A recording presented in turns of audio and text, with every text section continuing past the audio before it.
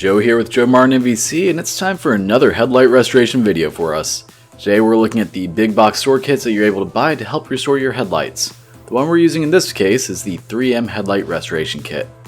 Unlike last video, we won't be using this kit in its intended method.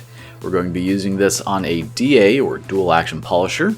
I'll be using my Meguiar's dual action and a 3-inch backing plate with a medium density foam pad, just like the 3-inch mandrel from the kit. While this isn't the intended method of use, it is the much easier method and runs a lower risk of damaging the headlight from heat. The items in this kit are a 3-inch foam-backed mandrel for the drill, which we won't be using, 500 grit dry sandpaper, 800 grit wet or dry sandpaper, 3000 grit Trizact wet or dry sandpaper, a 3-inch foam waffle pad, and 3M's rubbing compound. We start off by masking off the headlight to ensure we don't accidentally sand or scrape the body of the car. Ideally it would be to mask off a much larger area, as you'll see later on that we end up slinging stuff everywhere, but the kit doesn't come with anything extra and I didn't feel like using tape and drape, so we don't use it. And to reiterate from my prior video, you'll notice that this kit doesn't come with anything extra to protect the headlight once we're done. This means no wax, no ceramic coating, no 2-component clear coat, nothing. And this is a massive issue for us. What we're doing here today will only last a couple of months, and then these headlights will oxidize again. The reason for that is that what we're doing is we're just removing the top layer of oxidation without adding any additional coating to these headlights, so nothing will protect it from the UV damage that causes the oxidation. I want to make note of this once again because I want to emphasize just how important this is for continued protection of your headlights, and the downside to using only the stuff in these types of kits. Once the headlight is masked off, we go ahead and clean the headlight. The instructions say to use soap and water, which is sufficient since we are sanding. I just prefer to use O&R, Optimum No Rinse, and a clay bar to remove surface level contaminants. Cleaning the surface just makes the sandpaper last a tiny bit longer before gumming up on us. It's completely optional, but if you have it, you might as well use it. Once we have the headlight clean and wiped down, and we want it completely dry for this first step, we put the sandpaper onto our dual action polisher. Hard part is always getting paper centered on these things. We start off with 500 grit sandpaper and work it around the headlight. We start off on a slow speed. I started on speed 2 and worked my way up. The reason I started slow is so I can make sure I didn't cut too deep into the headlight, essentially making sure the 500 wasn't too abrasive, and end up making more work for myself. Once I had gone over the headlight, I did begin to speed up a good bit. We're not really using much pressure, just enough to maintain contact with the headlight, and we're letting our polisher do the work for us. We want to make sure the polisher is always spinning. If it binds up or stops spinning, we're applying too much pressure. We just work around the whole headlight, and once our sandpaper inevitably gums up on us, we move on to our second piece of 500 grit. These kits give you, I think it's either 6 or 8 pieces of paper, and you can use half of them on one headlight and be perfectly fine. It just depends on how bad the headlight actually is. In this case, just like with the last headlight, I only had to use 2 to get a nice finish and be able to move on to our next step.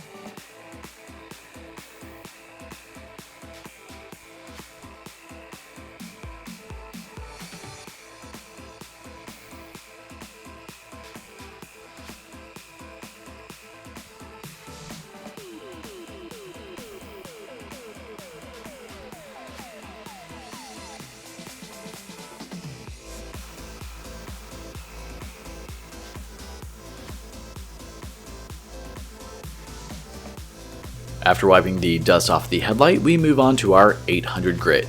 Fortunately for us, this is a wet or dry sandpaper, so we can get a bit of a finer finish out of this and have our paper go a bit longer by spraying the surface with soapy water, or in my case, O&R.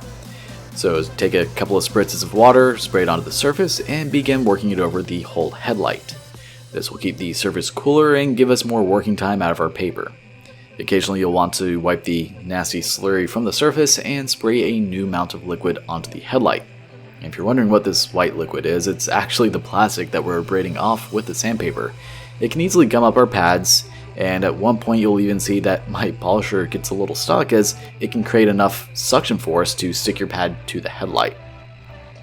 I end up going through 2 pieces of 800 here, and probably should have honestly done a third one since the polisher makes it quick and easy. The more time we spend on the higher grit sandpapers, the better the finish is in the end. And because we're jumping from 500 to 800, it does take longer to get the prior sanding marks out, so just be patient, keep working it, and once you have a nice uniform surface free of 500 grit scratches, go ahead and move on.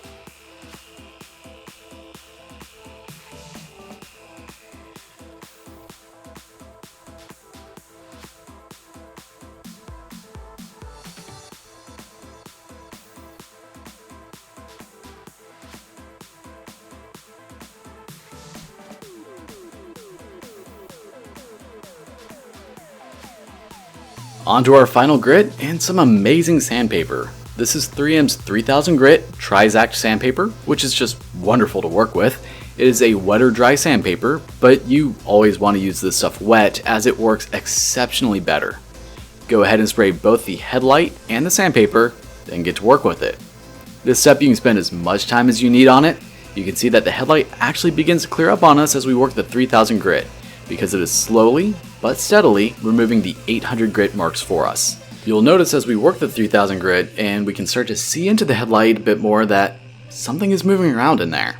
That something happens to be the reflector cap that goes over the bulb and helps disperse light into the reflector housing to focus the light. Unfortunately, to my knowledge, that cannot be reattached as the latch on the very back of it is actually what broke. So I had to inform the client that, by having a clear headlight now, she would actually need a new passenger side headlight. Fortunately for her, this was done pro bono, so I could use her car as a demo for a video, but that's still unfortunate news. I did end up going back to my before pictures just to verify that I did not damage the headlight or break it off. If I had, I would have offered to buy a new headlight.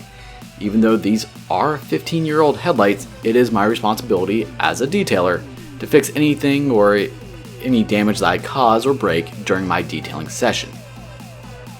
And ideally I would have preferred to go from like 800 grit to a 1500 grit and then the 3000, but the kit doesn't come with that, so we just spend a bit more time on the 3000 before moving on to the last step.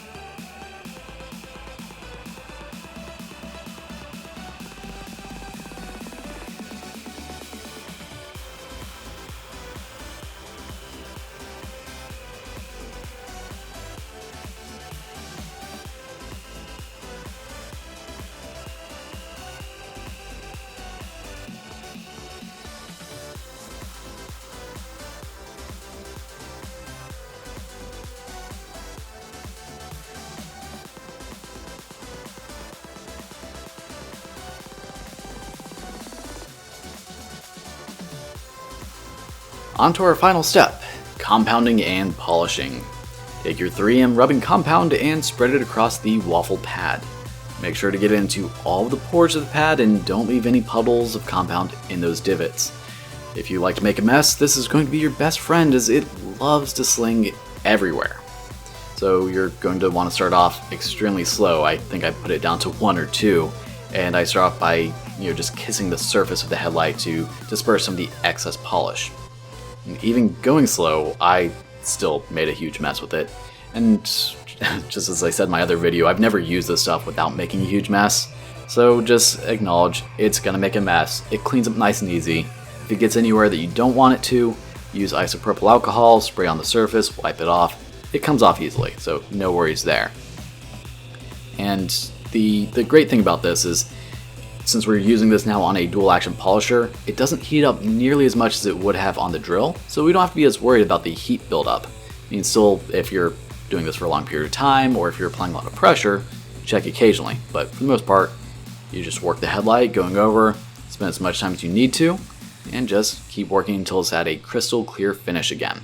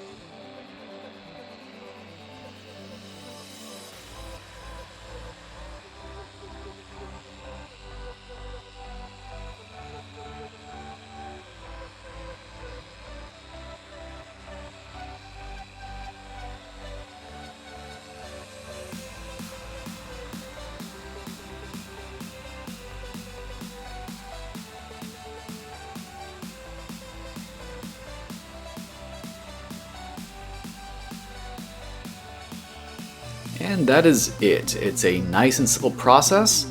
And remember, if you are using only this kit and nothing extra, these headlights will fade again in only a few months.